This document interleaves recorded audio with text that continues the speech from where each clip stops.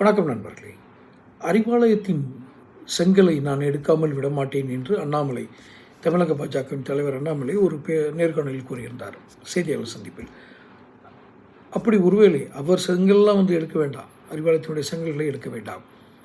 அறிவாலயத்தின் செங்கல்கள் ஒவ்வொன்றும் உண்மை பேச ஆரம்பித்தால் என்ன சொல்லும் என்று ஒரு பேச்சு இப்போது தொடங்கியிருக்கிறது.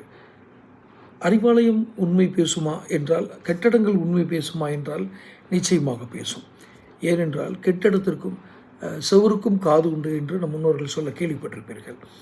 அதுபோல் அந்த அறிவாலய சுவர்களுக்கு காதுகள் இருக்குமானால் அவைகள் பதிவு செய்த அந்த தலைவர்களுடைய திமுக தலைவர்களுடைய பேச்சுக்களை, பதிவு செய்த பேச்சுக்களை திரும்ப மறு ஒளிபரப்பு போல் திரும்ப சொல்ல ஆரம்பித்தால், உண்மை பேச ஆரம்பித்தால் என்ன ஆகும்?